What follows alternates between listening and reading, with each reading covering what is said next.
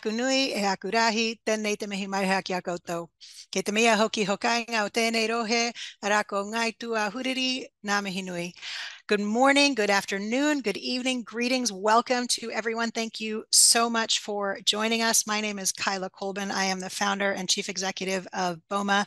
It is my absolute honor to welcome you to this webinar on unraveling the Israel-Hamas conflict, one of the most thorny topics of our time. I am so grateful to everyone tuning into this conversation. Our guest speaker, one of my absolute favorite commentators, the author of my favorite political newsletter, which is called Tangle, highly, highly recommend, Isaac Saul. Thank you so much for joining us today. It's a pleasure to see you here. And I wonder if we could just start, could you just tell us a little bit about who you are and Tangle, please, before we crack on to the topic of today?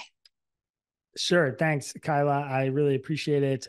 Very glad to be here and speaking to a New Zealand audience, which is not something I get to do every day. Tangle is a politics newsletter fundamentally based on U.S. politics, but obviously, given the nature of the United States, we cover a lot of international news as well. And the concept for the newsletter is pretty simple.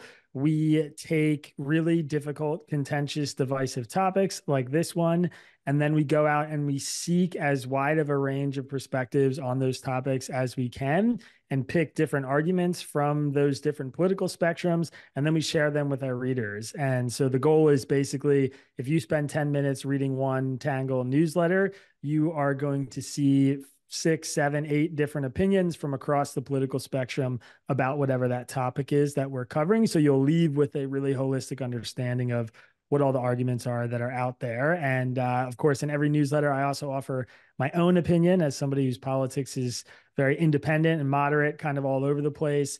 And so readers get a look into my personal worldviews, which a lot of people really like. But the goal is mostly just to get people, out of their news bubbles. I love it. And one of the things that I think is so important about your newsletter, and one of the skills that I think it's so essential for us to cultivate as a society living in such divisive times, is the ability to hear perspectives and acknowledge those perspectives without necessarily having to agree with them. And that's a really challenging thing to do. And I know, oftentimes some of the stuff you write, there are lots of things I agree with you on and lots of things I don't agree with you on. And just a really kind of mild example of this, about a week ago, you wrote a piece that was, you had changed your mind about voter ID laws. And I saw that piece land in my inbox, the headline landed in my inbox, and I just felt my entire body just like, oh no, like, no, absolutely not. And it really took a huge amount of effort for me to like settle with that and then read what you had to say. And I wouldn't say I definitively changed my view, but I got to the end of it and I was like, dang it, Isaac, now I have to think about this. And I share this because, of course, we're going to be talking about something right now that is something that people understandably hold extremely strong views on, extremely strong emotions on, and all of those views and emotions are valid. And my invitation to everyone tuning in today is to notice our own kind of visceral reactions when we're hearing you describe different viewpoints and see whether we can sit with those visceral reactions and keep ourselves open to hear what you have to say. So yeah, thank you for your work. It's important work and I appreciate it. Thanks. Yeah, I appreciate that. It's not an easy thing to do to keep an open mind on those issues you care a lot about. So thanks for reading and for trying to do that even when I piss you off sometimes. Love it. Well, on that front, why don't we get started? I thought we might start today's conversation by kind of summing up where we've come from. Like, what is the perspective of where we've come from the pro-Israel side, and what is the perspective of where we've come from the pro-Palestine side? Yeah. So obviously, in preparing for this, I think it's really difficult to sum up the entire history of this conflict in 10 or 15 minutes, but I think it is helpful to sort of talk about the how we got here part.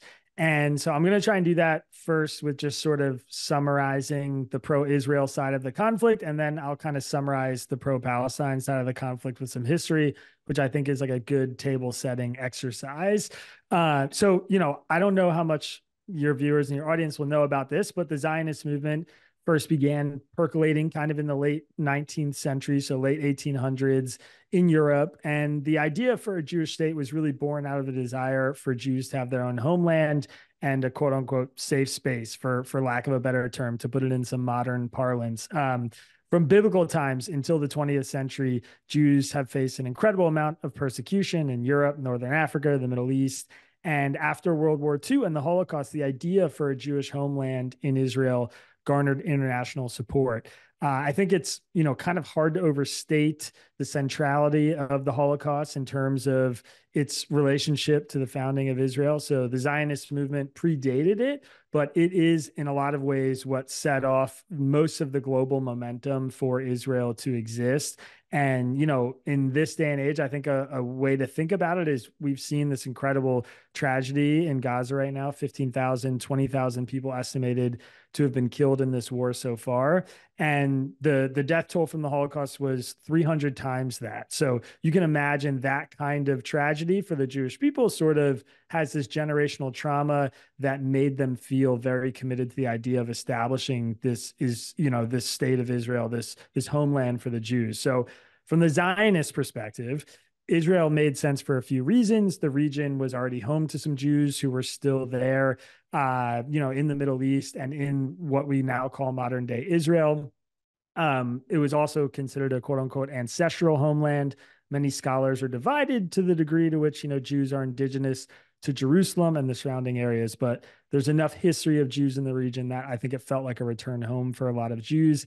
And it also made sense from the Zionist perspective because it was not a super densely populated area, nor was it a super developed area. So while many Arabs lived in the region, which we'll talk about in the pro-Palestine section, Zionists saw not just, economic opportunity and security, but they just saw large swaths of kind of untapped agriculture, open areas to develop, this region that was dominated by Arab and Muslim majority nation states all throughout the Middle East, which from the Zionist perspective made it seem like, one Jewish state right in the middle of all that was a kind of reasonable ask. It was something that, felt necessary and important and doable. And they sold the global public on that. The United Nations, European states, the United States, who wanted to offer something in the wake of the Holocaust and kind of rallied behind that. Now, again, we're not going to cover the entire history of this conflict and the formation of Israel right now, but I think the general contours of the pro-Israel argument is that Arabs and Palestinians, the Arab nations surrounding it, and the Palestinian people who were there from the start have just rejected this idea of accepting the state of Israel. And this has meant that from the very beginning, there has been violence between Israel and the surrounding Arab nations. Since 1948, there have been three major Arab-Israeli wars, which nations like Egypt and Jordan and Syria, et cetera, in that region have come together in an effort to defeat Israel on the battlefield and destroy Israel as a nation. And from the Israeli perspective, on top of the kind of ancestral roots to that land, their victory in those wars has defined the history of Israel and in many ways affirmed their right to exist.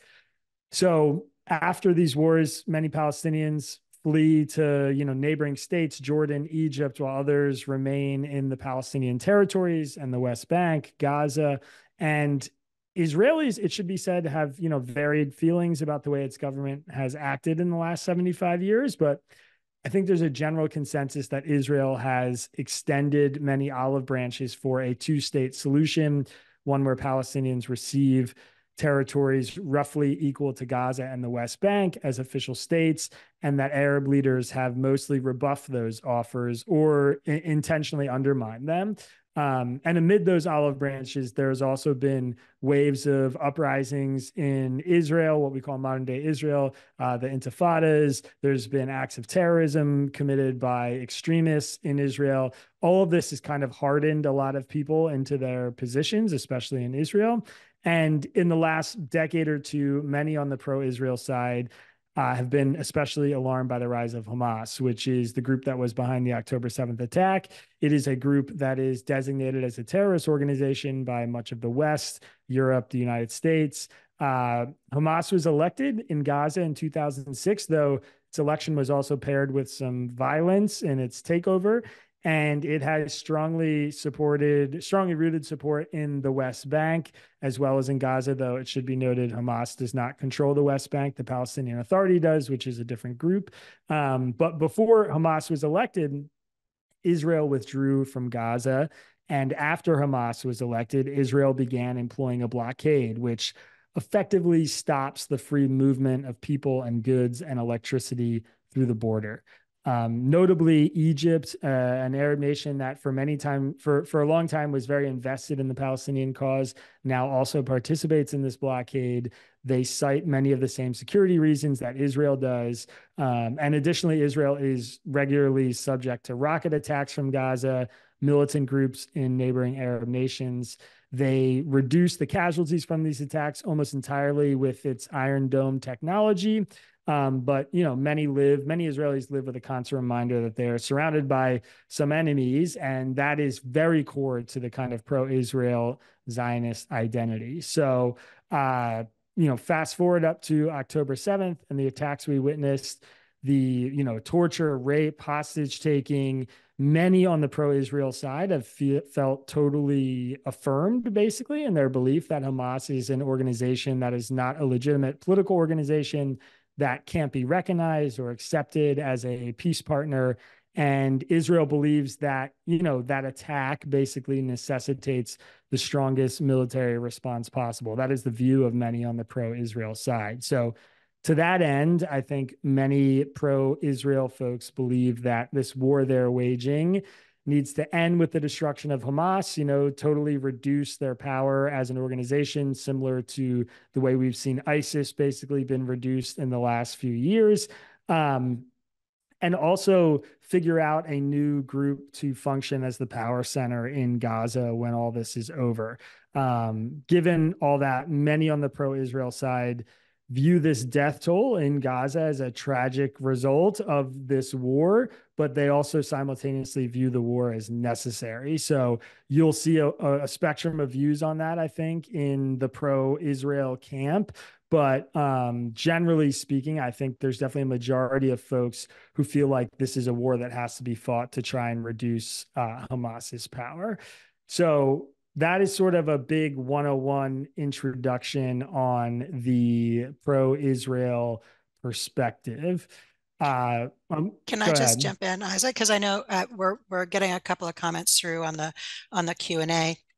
And I just want to flag something. I remember when you did a piece on climate change and you said what the left is saying, what the right is saying. And I sent you an email going, hang on a second, this is not a left and right issue. This is a planetary issue. We're getting some similar comments coming through in terms of, is this pro-Israel, pro-Hamas? And I want to clarify that what we're aiming to do here and what we're doing with this introduction that you're sharing is not about trying to find and take sides. It is about us trying to understand the perspectives of people who are taking a pro-Israel position or who are taking a pro-Hamas position or pro-Palestine position, and so I just want to clarify that, and because I'm looking forward to hearing what you're about to share in terms of the folks who are pro-Palestine, where are they coming from? And that's that same invitation to go, let me just sit with this. People who are themselves going, yep, I am pro-Israel in this conflict, or I am pro-Palestine in this conflict. Where are they coming from? So with that, I will turn it over to you to hear some of the pro-Palestine perspective. Yeah, and just for what it's worth, I think that's a really healthy way to frame it, is to try and step out of that, football game binary type rooting for one side or the other type language. I do think though, yeah, there are kind of overarching themes and consistencies to the positions being held by a lot of people that are on the opposite side of this. And happy to talk a lot too about the nuance and I guess the sort of alternative positions that exist both, in the Arab world and the Israeli world and the American Zionist world. That's, something I think happens after setting the table a little bit. So yeah, I think just to speak kind of to the other side, the opposite side of that that standard pro-Israel side, the more pro-Palestine perspective, is, effectively at its core, I think, first of all, that Israel is, a colonizing nation that stole land, that upended life for Palestinians and Arabs in the region, and that has resulted in a state where Palestinians are not given equal rights in Israel or in the Palestinian territories. So, I mentioned at the top in the pro-Israel side about how many in the Zionist movement viewed this land when Israel was established in 1948. There were an estimated 1.4 million Palestinians who lived in 1,300 towns and villages across the region that constitute what we call modern day Israel, Gaza, and the West Bank. So a lot of Palestinians actually gladly accept the notion that, Jews lived in the region in biblical times, but also that it had been centuries since Jews had lived there in large numbers. In 1878, there were only an estimated 25,000 Jews living in historic Palestine, which was just a tiny fraction of that population that was around 1 million people. And at the time, the area was ruled by the Ottoman Empire, and Arabs and Jews were living alongside each other almost entirely in peace in this region. And far from being a kind of arid, unpopulated land, I think many pro-Palestine people and Palestinian historians will contend that the region was actually quite vibrant with agricultural development, villages, natural resources, and leading up to the 1948 formation of Israel, Jewish immigration from Europe increased rapidly with the help of Britain. Some of that immigration was illegal, violating previously agreed to levels, which culminated in a full-blown war in 1948. This happened after the British forces departed, and the Arab world basically rejected a partition plan to turn the Palestinian territories into two states. And this whole idea that the area was underpopulated and fit to be turned into a Jewish state is very much undermined by what the Palestinians call the Nakba, which was the violent displacement that occurred in 1948 of roughly 700 to 800,000 Palestinians from the region who were forced into the West Bank and Gaza and surrounding Arab nations like Jordan. Much like the Holocaust is a very central event for a lot of people who are, consider themselves Zionists or on the pro-Israel side. The Nakba is very much a central defining event for many Palestinians that have never returned home. And that is a kind of North Star goal, as many of the refugees from the Nakba who want to come back to the land that they previously lived on. Again, as we said in the kind of pro-Israel section, the history of what happened from 1948 until now can't really be captured here in this webinar. However, I think the rough outline of the pro-Palestine position is that these partition plans and the quote unquote offers for peace really amounted to a kind of grossly unfair displacement, a forceful displacement of people who'd been living on this land and calling this land their home for generations. And provocations from Israeli settlers were often met with violence. And then, these indigenous Palestinians were framed as the bad guys for defending their homeland. And then in the midst of some of this violence, they get offered a partition plan where they're getting less and less land with every offer. And these were the kinds of, the sentiment and the feeling around a lot of the negotiated peace plans that happen, where Palestinians were often negotiating from a position of weakness, which meant that they were losing more land than they wanted to. And oftentimes these kind of long-term peace deals were not viewed very favorably by them, but were viewed favorably by, Israel and a lot of people in the West. With Israel's formation, though, many on the pro-Palestine side believe that the country has effectively created an apartheid system, despite having many of the same rights as their Israeli and Jewish counterparts. Arabs who live in Israel, inside the Israeli territory, about 20% of the population is Arab, have less formal education. They live in poorer cities. They face challenges of discrimination when they travel throughout the country. And then there's the Palestinians in the West Bank who live under an Israeli occupation and are witnessing settlement expansion right now as we speak. And then there's the Palestinians in Gaza who are long under Israeli occupation and since 2006 have been under the blockade that we talked about. So many Palestinians today are actually quite critical of the surrounding Arab states, especially Egypt, that they feel like they've sort of abandoned the Palestinian cause in order to pursue trade and economic relations with Israel. Egypt, in particular, faces the ire of many people in the pro-Palestine movement. We're seeing that right now in this war. They've kept their border closed. Countries like Jordan have taken in hundreds of thousands of Palestinian refugees over the years, but the same can't be said for Egypt. And that refusal to sort of help in moments like this or to negotiate on behalf of the Palestinians has been something that's a bit of a thorn in the side of the pro-Palestine movement. Um, Obviously, right now, Hamas is a very central group in this conflict, and they are deeply divisive in the pro-Palestine world and, in the Palestinian territories. I think plenty of Palestinians blame Hamas for using the resources it receives from foreign aid to buy weapons or build tunnels rather than provide directly to the people of Gaza. And many don't support the use of violence. However, there are also varying degrees of support for Hamas in Gaza, in the West Bank, and in among people who are in the pro-Palestine movement. I would say polling in Gaza is really difficult, but it sometimes has shown Hamas with majority support in recent years. And that support usually goes up in moments like this when there's increased violence, when the war is very active. Support is more divided in the West Bank, but has also gone up recently after Israel's bombardment of Gaza. Again, the West Bank is controlled by the Palestinian Authority, which is a different entity entirely. But the Palestinian Authority is viewed by many people in the pro-Palestine movement as basically being corrupt and selling out the interests of the Palestinian liberation movement to the West. So this kind of support is very much reflected in how people react to the October 7th attacks. I think some people in the pro-Palestine movement see it, as atrocious, condemnable act that is just going to harm peace talks and invited Israel to conduct this military campaign that we're witnessing now. Others see the attack as the result of just decades of oppression in Gaza and is representative of the kind of desperation that we see in the region. So then there are kind of others who are a little bit in that camp and a little bit more in like Hamas is the militant organization representing the Palestinian people and representing their interests. And they just support the use of violence to fight, an oppressive regime as they see it. So in some people's eyes, Hamas is effectively the military for the Palestinian people.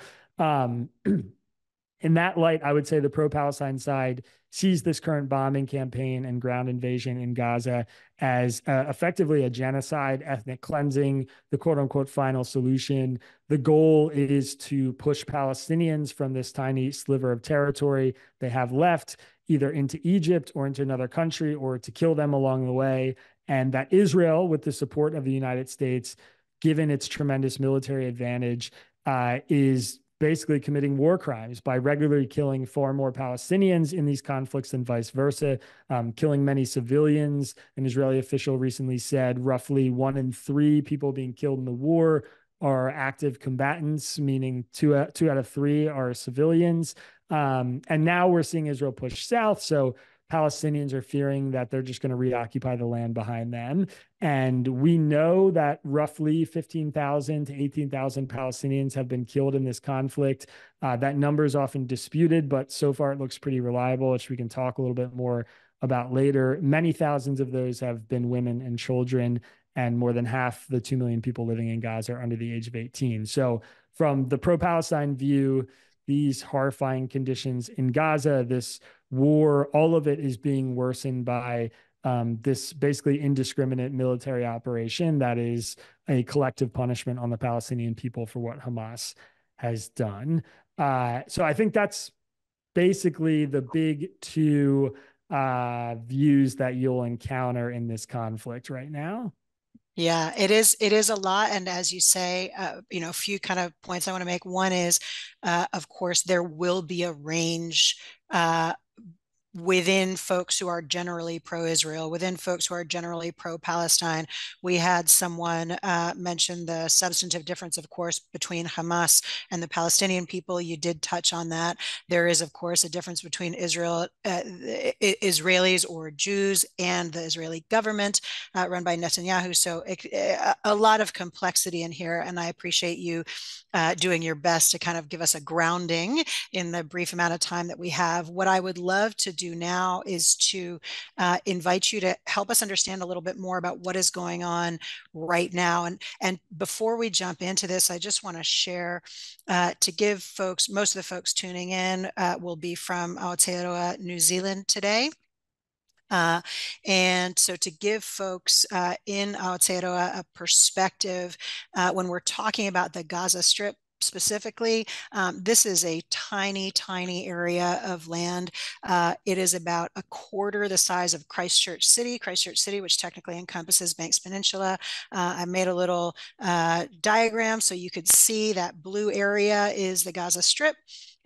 Superimposed on Christchurch, so you could get a sense of the scale that we're talking about in terms of population density. You know, Ototahi Christchurch has a population density of about 280 people per square kilometer. The Gaza Strip overall has a population density of 5,500 people per square kilometer, so about 20 times the population density of Christchurch City. And Gaza City itself has a population density of 13,000 people per square kilometer. So a very tiny area with an extremely concentrated population. What is happening? Can we start with maybe the 7th of October? Yeah, sure. So the 7th of October, I think a lot of people have probably heard, different stories and read various news reports about what happened, but effectively, Hamas, the organization that is largely in control of the Gaza Strip, breached a barrier and came into the Israeli territory sort of in the northern part of the Strip. They attacked many Israelis in their homes on kibbutzes that exist up in the north, which for many people who are familiar with Israel or familiar with this region is actually kind of a great tragedy and almost a really dark irony of this conflict and this attack, which is that kibbutzim in Israel, especially in this region, are often home to people who are very left politically, which means that they're often people who are the most sympathetic to the Palestinian cause that live in Israel. So you'll probably could read a lot of reports about people who were killed in those initial attacks who actually spent time living in Gaza, working as people who are, peace negotiators or volunteering their time in the Gaza Strip. And that's something that in Israel is a kind of important piece of nuance about this attack, and something that from the conservative right-wing Israeli perspective is almost being used as a talking point of like, these are the people who, gave so much space and goodwill, and they ended up being the victims of this violence. Obviously, the thing that got a lot of media attention was that some of the attack took place at a music festival that was happening a little bit further south. And roughly 1,200 to 1,400 people were killed in these attacks. The number of Israelis versus the number of people who are foreigners visiting has not actually been totally fleshed out yet. There's also been various reports that some of the people who were killed in crossfire and fighting that happened when the Israeli military and police forces arrived on the scene. But roughly speaking, 1,200, 1,400 people died in the attacks. Hamas claimed responsibility for the attacks. They filmed them. They used the attacks as, material, propaganda material. They posted videos online, pictures online of what they did, of some of the horror from these initial attacks. And all of this in Israel was basically I think viewed as the greatest security failure in the history of the country. Obviously, nothing like this had ever been seen in Israel since it had been formed. One of the key kind of impressions of Benjamin Netanyahu as a prime minister, despite how divisive he was that he always had the security interests of Israel front and center in his mind, and that this was something that was basically unthinkable. He was, despite being a figure who is disliked by many Israelis, he was viewed as sort of a hardliner on the military side of things who, at the very least, had kept Israel secure. So this was a huge, huge failure on his part, on the Israeli military's part, that this attack was allowed to happen. And Hamas returned to Gaza with roughly 200, 240 hostages, which played a big role in what happened next. Israel decided that, this attack was something that needed to be met with as much force as possible, and basically announced to the world that they were going to conduct a ground invasion of Gaza to try and destroy Hamas. Complicating that, obviously, was the fact that there were hundreds of hostages who were alive and being held in Hamas, or being held in Gaza, was the fact that Hamas has built a lot of infrastructure in Gaza, specifically for the purpose of fighting. So underground tunnels, military encampments that are in kind of like civilian infrastructure, which, you know, people on the pro-Israel side are very keen to bring up oftentimes. But the effect of that is that this would be like a very messy, ugly urban warfare, which is effectively what we've gotten. Many hundreds of Israeli soldiers have died in the fighting so far. 15 to 18,000 Palestinians roughly have been killed. Just a third of them have been combatants. Israel, because of the ugliness of urban warfare in this very densely populated area, has basically just leaned on a giant air bombardment campaign. So they're bombing the Gaza Strip with their air force before they come in on the ground. And the beginning of the invasion was very much focused in northern Gaza, around Gaza City. And what we heard from the Israeli military was that they were going to push into Gaza. They were going to destroy Hamas, kill leaders of Hamas, try and destroy as much of its infrastructure as possible. And there's sort of mixed reporting about this, but generally we know that the US government or the Israeli military independently or together as a group decided that they wanted to delay the initial ground invasion to give some kind of warning to the civilians. I say this is disputed because the United States has said, you know, Joe Biden put a lot of pressure on the Israeli government to delay its ground invasion and issue warnings in northern Gaza. Some people view that as the Americans trying to just take credit for reducing the civilian death toll here. But effectively what happened is they lined up their troops on the border, and then they took several days before they went in. I think it was actually multiple weeks at the end of it when it was all said and done, which sort of surprised people who were watching because it seemed like something was going to happen immediately. Instead, they did this kind of air bombardment. They warned civilians to go south. They came into the north and they executed this ground invasion. And that was something that came with a really high number of civilian deaths, including women and children. Many people have been calling for the Israeli military to be tried for certain war crimes. But it also came with a very scary chapter two, which was effectively that this group of people already in a very densely populated area with a lot of poverty and lack of resources were pushed into the south of the Gaza Strip. And now Israel has pushed south with its military. So Israel told civilians to go to the south. They went to the south. They conducted this military campaign in the north. And now they've moved south into Khan Yunis, which is the second largest city in the Gaza Strip, another extremely densely populated area.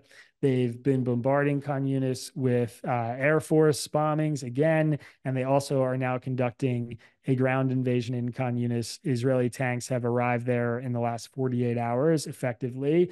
So everything that basically Israel has passed behind them, they now have to occupy because they have to protect basically their backside as they move south in the country, which means that these 2.3, 2.2 million people who are living in Gaza are getting pushed into a much smaller and smaller space. And the basically the most recent development there is that we're seeing the kind of humanitarian crisis that's existed since the beginning of the war reach a point where there really is, it's very unclear what the next step is going to be. We're starting to see, fortunately, in the last few weeks, a lot of aid trucks being permitted in through Israel, through Egypt, but the space for the Palestinian citizens to go, the Gazan civilians to go, is becoming less and less. And there are a lot of them, and they're very, very desperate. And there's increased pressure from the international community on Israel to basically enter a ceasefire. So we just saw over the weekend, the United Nations had a vote to implement a ceasefire, and 13 of the 15 nations involved in the vote voted for the ceasefire. Great Britain abstained, and the United States voted against it because it requires a unanimous decision, a unanimous vote.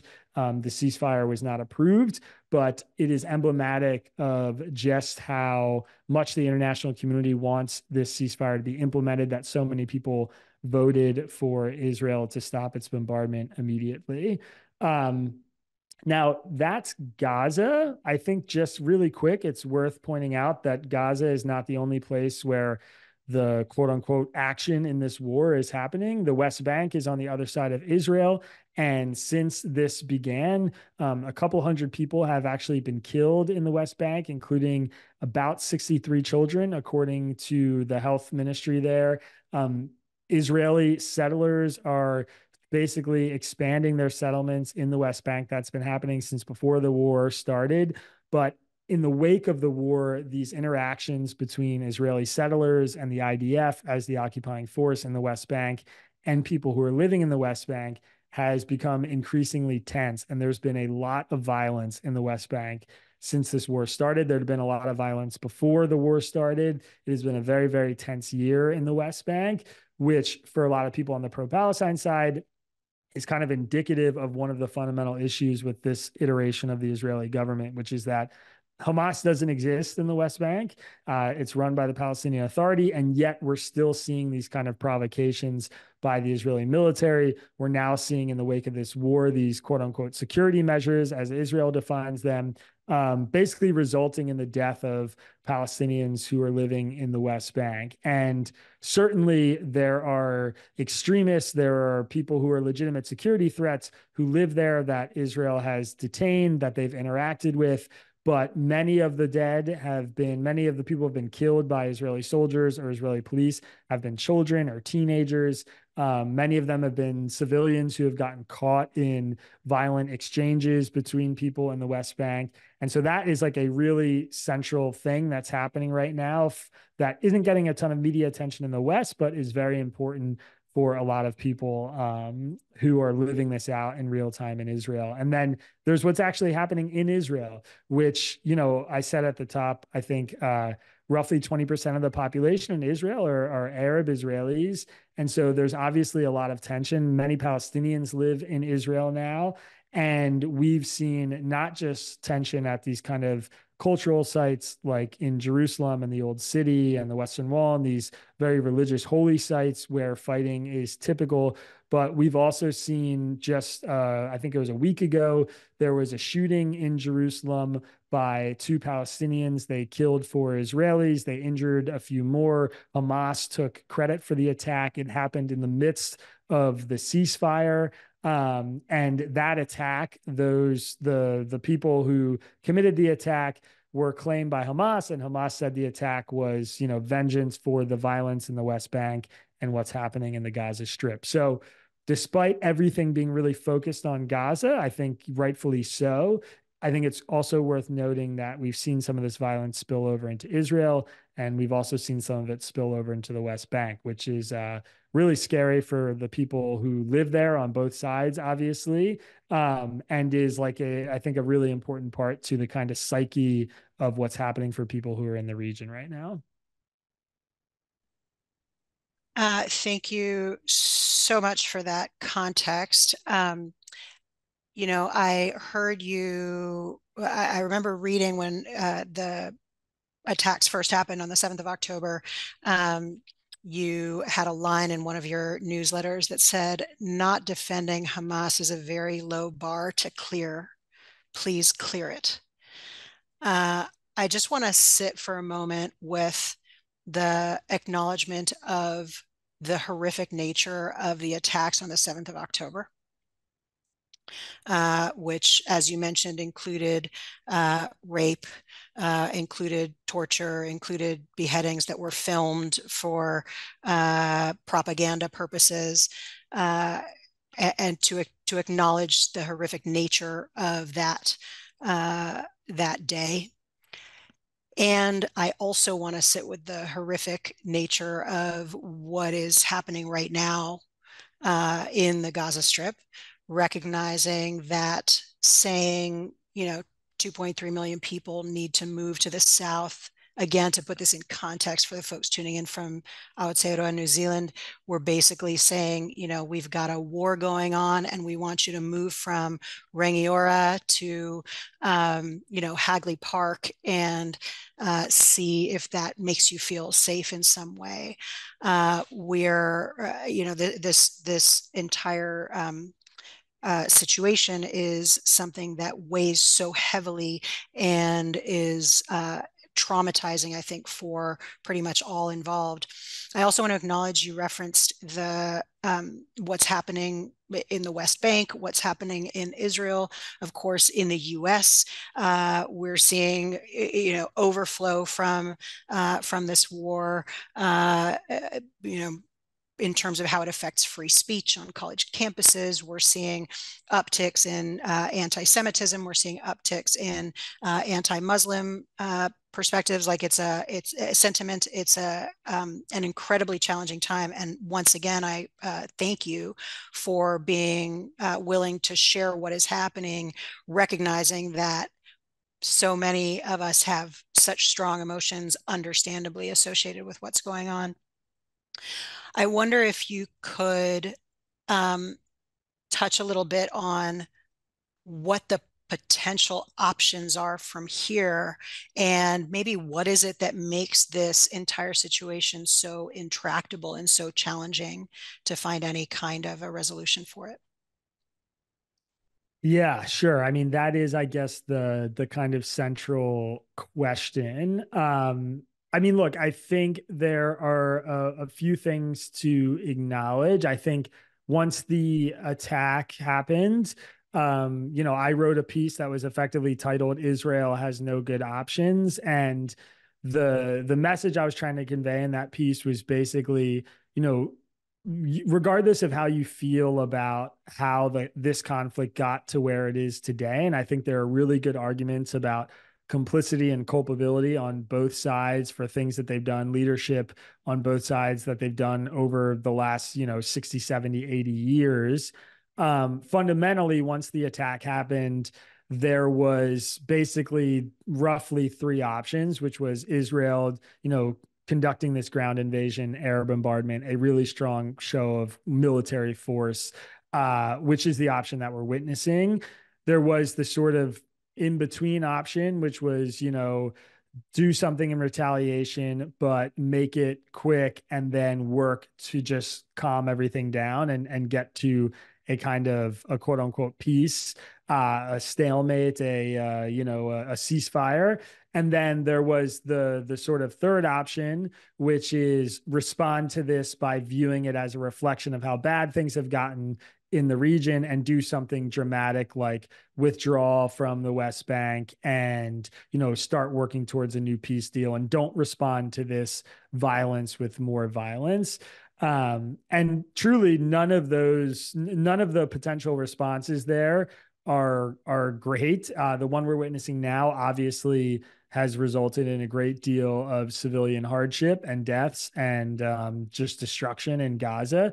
I think not doing that, not conducting a really strong show of military force was also not an option for the Israeli military or the government, because Hamas was basically promising in the wake of this attack that they would do this over and over and over again every chance they got. I mean, that's what the leaders of Hamas were saying. They were effectively provoking Israel as much as they could, just saying that we have the capability to do this. You didn't think we did. We did it. And we will do this over and over again until, the land of Israel belongs to the Palestinian people again. So you have this attack happen, and then you're being threatened that it's going to happen over and over again. It's sort of unacceptable. And then the third response, which is, I think give a lot of people on the sort of pro-Palestine side of the movement everything that they want, that was viewed as totally unacceptable because, you don't respond to an attack like this or an atrocity like this on your own people by just giving what the people who conducted this attack are demanding. So fundamentally, I don't think any of the options were good. I think what we're witnessing now is horrific, but it's also just one of a bunch of really bad options that Israel had. Looking forward, I think from Israel's perspective, there's no way that any kind of peace deal can be negotiated with Hamas in their eyes, not after what they did. So that's going to be a fundamentally important part about solving this is what leadership group is in power in Gaza going forward. As I mentioned a few times, Hamas does not, quote unquote, control the West Bank. The Palestinian Authority does. There's a lot of support for Hamas in the West Bank, but it's a different entity controlling it. And from Israel's perspective, if you're going to negotiate peace, you can't do it with a group that just committed the attack that they committed. And so there's going to be, in my view, there's going to be some kind of transitional period whenever this campaign, this military campaign from Israel stops, where leaders from the Arab world, Jordan, Egypt, et cetera, and the Palestinian Authority come together and try to effectively implement a new leadership group in the Gaza Strip, which brings up a whole bunch of other issues, obviously, but I don't see any other way forward out of this. I don't see any other way that, that they might have a plan for the future beside that. There's also the issue of just this larger regional war threat. Hezbollah in Lebanon is a militant group that is consistently firing on Israel, that is threatening to get involved in the world. They are, Iran proxies. They're well funded. They are forcing Israel to defend itself in the north right now, as well as defending itself in the Gaza Strip, or defending its borders alongside the Gaza Strip, and obviously conducting this military campaign in the Gaza Strip. And that has created an unbelievable amount of tension. Iran continues to threaten that they're going to get involved if Israel's bombardment in Gaza doesn't stop. And the United States is very well positioned now in the region. They've moved an incredible amount of resources, Navy fleets, et cetera, into this area in the event that a regional war does break out, which is never something that is particularly calming. To see that kind of movement sort of indicates that they think there's a high likelihood something like that might happen. Meanwhile, in the Gaza Strip, it's not entirely clear what Israel's plan is. Are they going to reoccupy Gaza Strip like they did before 2006? Are they intending to displace as many Palestinians into Egypt as possible? Is the Arab world going to step up in some way? I mean, is Egypt going to do something to get involved in the war, get involved in the war, get involved in the refugee crisis? All of these things are kind of big question marks about what comes next. Or, it's possible that Israel ends this military campaign, withdraws its troops completely, and lets Hamas and the Gazan people sort of deal with the destruction of much of the civilian infrastructure in the Gaza Strip on their own and basically figure it out. I don't know what direction any of that goes, but I think those are kind of the broad strokes of what's next. I think the primary concern for a country like the United States is preventing a larger regional conflict. But Israel is basically defending itself on all sides right now, and is on the aggressive side clearly in Gaza, which is a really scary situation because any major event could turn the war in a way that escalates it even further. And then the final thing I would just say is, Benjamin Netanyahu's future is very much in doubt as prime minister, and that's going to be something that the Israeli people have to deal with at some point. I would say he is assuredly done as a politician in Israel. I think, even before this war broke out, the country was so deeply divided about his judicial reforms. There was hundreds of thousands of Israelis protesting in the street every week. His approval ratings were bad. He had this corruption trial, all these things that were damaging him politically, but nothing even comes close to holding a candle to the failure of the Israeli security state allowing this attack to happen. And that will absolutely end his political career. It's just a matter of when. At what point are they going to decide to, hold another election, vote him out, et cetera, however the government and the people decide to do it. But that is also going to change the contours of the kind of peace negotiations between the Israelis and the Palestinians, is when Netanyahu leaves, who fills his shoes, who comes in. So those are the big things that I'm watching for sure over the next few weeks and months. Thank you.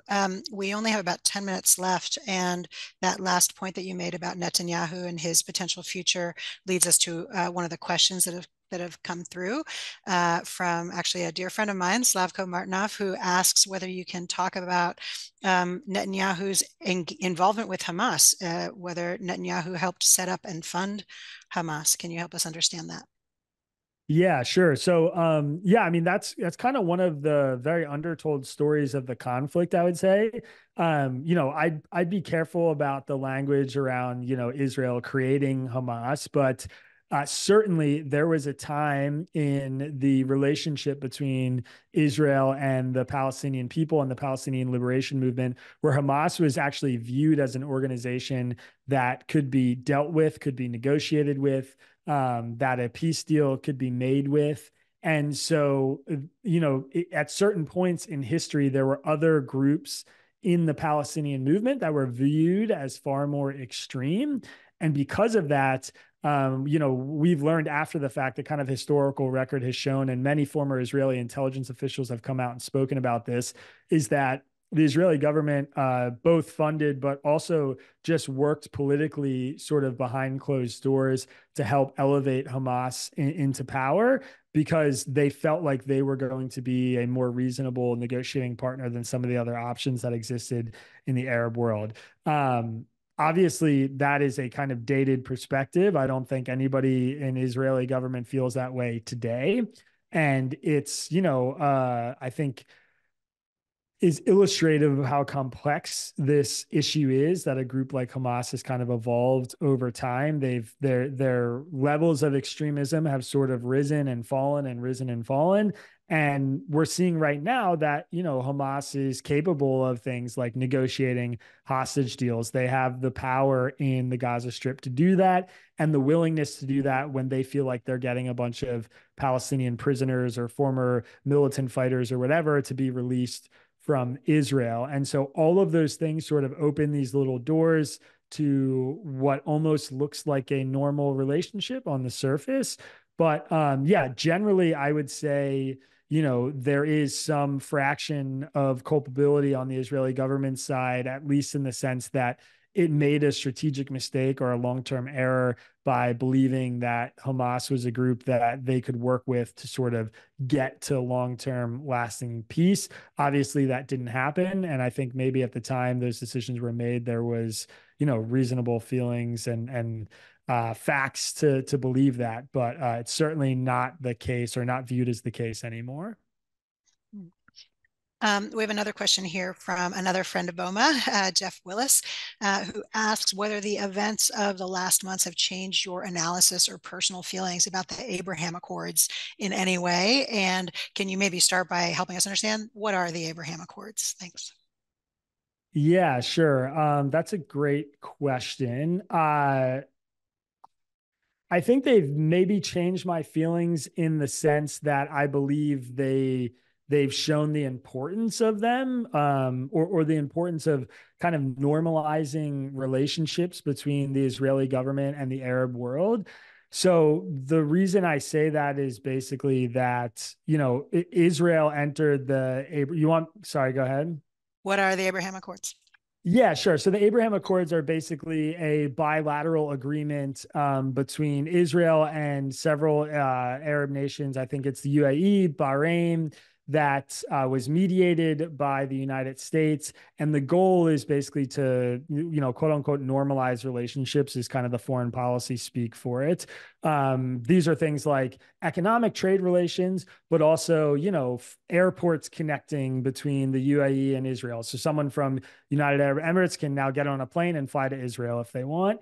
And this is a really important thing in the region. And I think it's almost more important now because the only way to really get to some kind of lasting peace, I think, with what's happened in the Israeli-Palestinian conflict is to prove that you can kind of heal this generational trauma over time, that you can normalize these relations, that these peoples can come together and live together and do it in a peaceful way. And given the history Israel has with many Arab nations, the fact that they're doing this with some of them is sort of proof that it's possible, proof that these old Arab-Israeli war frameworks can be broken down and defeated. And one of the things that was happening before this war was that Israel and Saudi Arabia were effectively negotiating a similar, their own kind of version of the Abraham Accords. And so that was something that a lot of people believe motivated Hamas to commit this attack. It was something that Iran wanted. There's this other, again, this speaking to the complexity of this issue, there's this other larger conflict in the Arab world, the Shia-Sunni fighting that happens in the Arab world and the division in the Arab world. And nations like Saudi Arabia and Iran are on opposite sides of that. So the fact that Israel was getting ready to sort of build this bridge to Saudi Arabia and normalize relations to them is a major threat to the other side of that Arab conflict. And a lot of people believe that Iran wanted this attack because they were worried about that normalization of relations that was going to happen. My personal view on that is that things like the Abraham Accords are tremendous achievements. I think it's one of the best achievements of the Biden administration or of the Trump administration, because it created a world where people from both sides of this conflict are coming together and proving that the kind of Israeli-Arab binary fight is not something that is everlasting, not something that's always going to exist. So I think that's really important. I think it is, reflective of what's possible in this conflict. I think it's a sort of North Star beacon. That's not to say everything about the Abraham Accords is good. There are plenty of issues with it. And certainly from the Palestinian perspective, the members and leaders in the Arab world committing to this normalization of relations with Israel without getting concessions on the Israeli-Palestinian conflict, again, is viewed as a betrayal. And I think there's a lot of good reason for many Palestinians to feel that way, because this is a moment of leverage. It's, Israel wants these economic and trade relations. They want the normalizations of relations for their own security just as much as these countries in the Arab world do. So if the nation's leaders from the Arab world would use that moment to fight for the Palestinian cause, it would be effectively a great boon for them. And in many cases, it hasn't been used that way. So again, super complex issue, but broadly speaking, I would say it's made me feel like the Abraham Accords and similar agreements are more important than ever, because I don't see any other way to really get out of this conflict besides that. Excellent. We've got time for just one final question, and we have 3 minutes left. I'm going to ask you a super complicated question and see if you can do it in about 90 seconds. We got a question from someone who asked, what about the confederal solution I've seen people talk about, where Israel and Palestine are two entities inhabiting the same land? Pipe dream? Yeah. No, I don't think a pipe dream. Beautiful outcome? Yeah. So I think, like, broadly, there are kind of three different ways that this could go. One is the two-state solution, which most people are really familiar with, which is the West Bank and Gaza, the two Palestinian territories, united as an independent nation, but they're separated by Israel, which is effectively a really difficult thing to pull off. There aren't many successful nations that have non-contiguous borders. The United States is sort of one example of that, with Alaska and Canada in between, but obviously the dynamics of that are much different. So I've actually seen other people propose a three-state solution, which is the West Bank and Gaza separated and made their own independent nations, both sort of, probably under the Palestinian banner, but operating separately as independent sovereign nation states, which I think is actually a pretty intriguing idea. There's tons of different problems with it, but there's problems with everything. The one state solution is definitely, I think, the most Pollyannish, I would say, especially it feels that way right now, given everything that's happened. But I think there are many different good arguments for it. I mean, one of them is just that the best way to offer lasting peace is to put Israelis and Palestinians on the same footing. We've seen in Israel that Muslim Arabs are functioning in the government. They're working in the Israeli government. They're getting elected. Arab Israelis can vote. They are participating with fundamentally the basic same civil rights that their Israeli and Jewish counterparts have. in this Jewish state. So I think that's proof that they can kind of intermingle and coalesce and work as citizens and civilians side by side. The big snag in it is that there are way more Arabs and Muslims in this region than there are Jews.